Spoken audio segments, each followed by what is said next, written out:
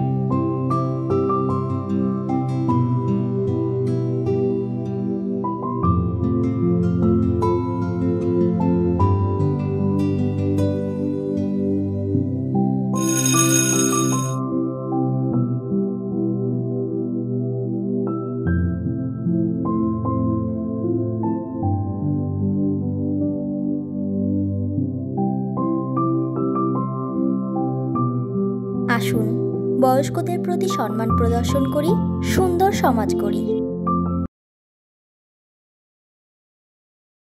ঢাকা বিশ্ববিদ্যালয়ের শিক্ষার্থীদের চিকিৎসা সেবার জন্য 1924 সালে প্রতিষ্ঠা করা হয় ঢাকা বিশ্ববিদ্যালয় মেডিকেল সেন্টার।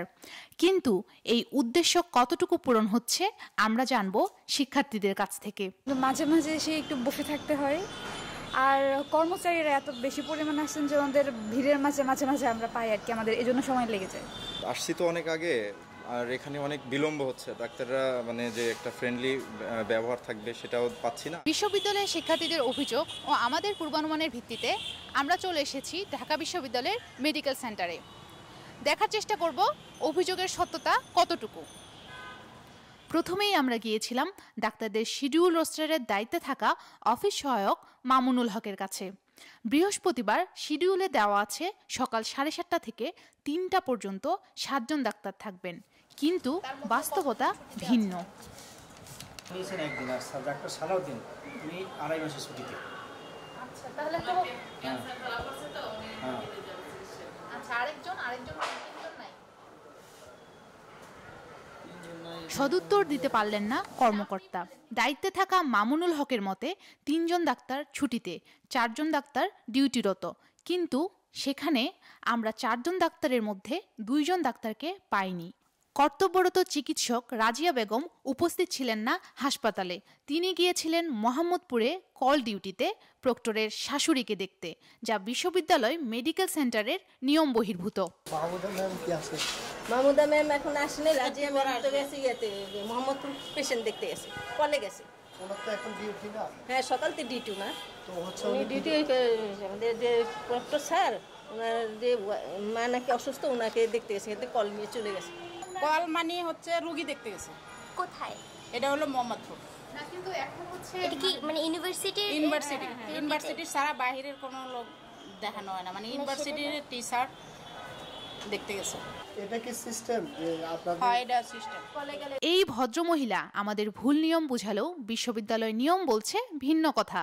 ডাক্তারদের ডিউটির সময় 7:30 থেকে 3টা পর্যন্ত থাকলেও তারা চলে যান 1টার মধ্যেই। কি মিটিং হচ্ছে ওখানে? আচ্ছা, একটা মিটিং আছে। না, আপনি যে বললেন যে 2 জন আসার পরে 2 জনকে কাউকে পাইলাম না, একজন গেছে মোহাম্মদপুর আর একজন সে নাই। একটা রুম থাকে, ওই একটা পর্যন্ত থাকা আর কি, 2টা পর্যন্ত লেখা না, 3টা পর্যন্ত লেখা আছে, সেটা আপনারা 1টা পর্যন্ত থাকেন। তাহলে আপনি ওই ডাক্তারের সাথে তাহলে আলাপ করতে পারেন। আচ্ছা, এখন তো হচ্ছে মানে শামিমা পারভীন ম্যাডাম থাকার কথা, উনি কি আসবে? না জেনে আসছি, হেমন ভাই বললো যে দোতলায় গিয়ে দেখেন যে শামীমা পারভিন আছে কিনা। না মাহমুদা ম্যাডাম তো আছে, কিন্তু শামীমা পারভিন ম্যাডামেরও হচ্ছে আছে, ডিউটি আছে। বিকালের শিডিউল দুপুর 3টা থেকে রাত 9টা পর্যন্ত ডক্টর অভিজিৎ রায়ের ডিউটি থাকলেও তিনি উপস্থিত ছিলেন না এবং তার ছুটির ব্যাপারেও অফিসে লিপিবদ্ধ ছিল না। অভিজিৎ রায় উনি কি ছুটিতে আছেন নাকি? ডাক্তার অভিজিৎ রায়? হ্যাঁ হ্যাঁ, না আমি তো ছুটি নাই। না উনি বললো যে উনি নাই মনে হয়, আপনার আসে নাই নাকি? এ ব্যাপারে প্রশ্ন করলে থতমত খেয়ে যান এই কর্মকর্তা। আমরা দেখলাম বিকেলেও ডাক্তারদের শিডিউল ঠিক রাখা হয়নি। চোখের পাওয়ার মেশিন, যন্ত্রপাতি, ওষুধ নিয়েও আমরা পেয়েছি বেশ কিছু অভিযোগ। কিছু প্রবলেম আছে, যেরকম চোখের পাওয়ার পরীক্ষা করার মেশিনটা অনেক দিন যাবত নষ্ট, ইনফ্যাক্ট এখনও ঠিক করা হয়নি সেটা, যার কারণে আমরা চোখের পাওয়ারটা টেস্ট করতে পারি না।